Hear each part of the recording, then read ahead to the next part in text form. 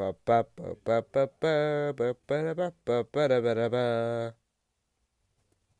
is your host, Stanley Miller, and welcome to the Redcoat Show. Today's episode will be concerning bayonets. Now, the question is, what is a bayonet? Well, a bayonet is technically like, I guess you could say, an attachment to a musket that can turn it into a melee weapon. Now, at the start of musket warfare, also known as muskets back in the day, were often called arquebuses. Formations were square, and especially the Spanish, making square formations. And these formations were, and this was often called pike and shot warfare, because they were in the formation, you would have those with the muskets, and then there would often to be accompanied by pikemen, wielding halberds or pole arms or, etc. Now, you see, pikes were heavy and huge, but though they were good weapons. But you see, when muskets became more accurate, pikes became less and less, relevant in every battle, even though they were technically the largest melee force in most of these battles, especially the ones used by the French, Spanish, and the Dutch. But eventually somebody invented the bayonet, at first, really, the socket bayonet. The socket bayonet was technically a knife that you could fit onto the muzzle of the barrel, where you can fit onto it tightly. But the problem with the socket bayonet is that if you stuff a knife handle, down the muzzle of your gun, well, obviously you can't fire, and that ruins the firepower when you fix it. So when you fixed it, you had to fight melee. Like, for example, when a British regiment was trying to stop down the Jacobites, well, they decided to fix bayonets for some reason when the Jacobites were coming, and this reduced their firepower, actually destroyed their firepower, and the Jacobites pushed them back. Yes, that didn't end well. Eventually, someone invented the, what's it called? Oh, wait, my bad, never mind. The bayonet I was talking about, the one where you fit the knife into the musket muzzle, that's called the plug knife, where you plug it onto the muzzle of the musket.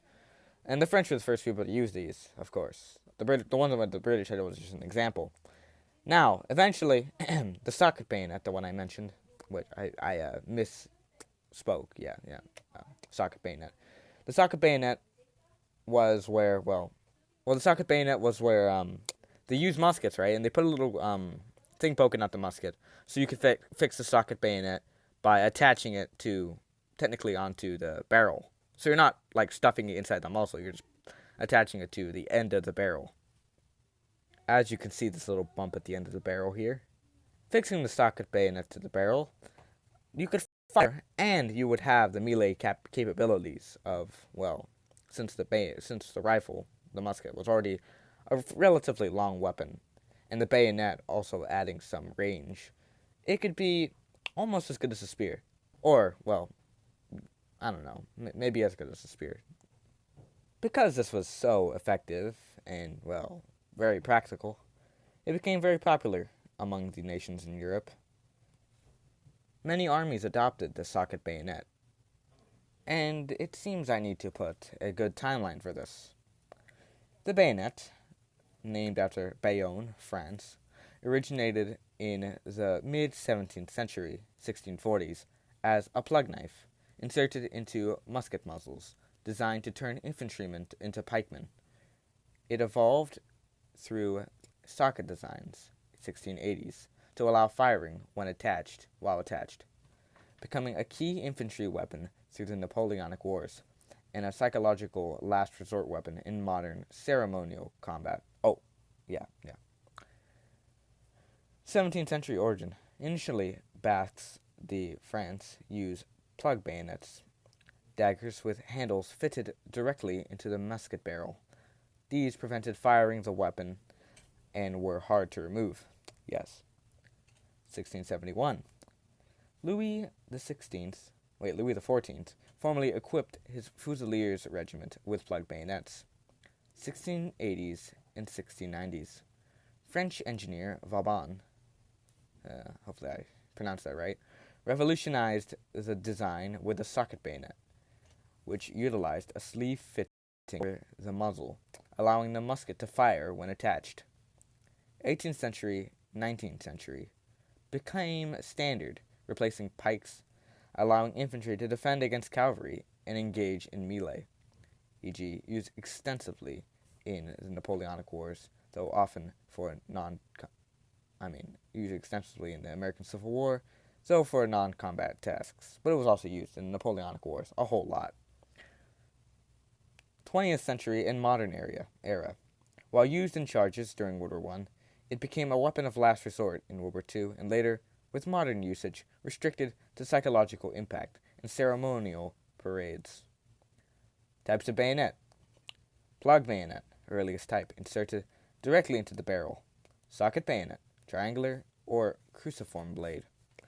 Standard for over 200 years. Sword knife bayonet. Long blades that can be used as combat knives became popular in the late 19th century. Today, the bayonet remains in the military inventory, but is rarely used in direct combat, often functioning as a utility tool, cutting brush, cooking, or for ceremonial purposes. Now, in this little thing I just read, I did catch a slip of it, where it talked about the sword bayonet.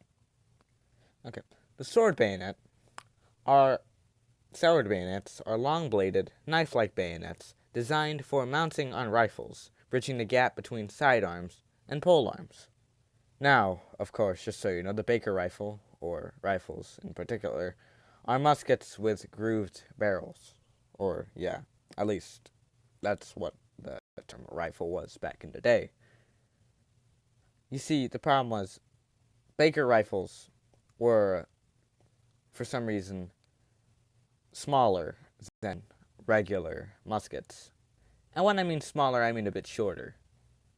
And before, their close quarters weapon was, the close quarters attachment you can add to it to make it, to you use it for melee, was the sword briquette.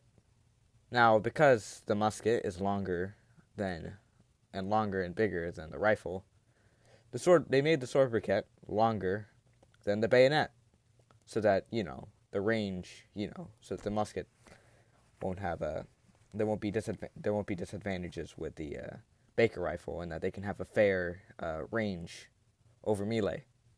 Now, the problem with that was that since sword briquettes were bigger and heavier, this often made the rifle unbalanced, and the sword briquette wasn't really the most reliable for close quarters situations and fighting. However, the sword briquette did make a good tool. Not only that, but when detached from the rifle, they serve as a short sword or machete, making them highly effective for clearing brush, cutting wood, and general field utility. But of course, yes, like I said, there were problems with combat. They were often heavy and cumbersome, and long flat blades could bend more easily than spike or socket bayonets when used with force.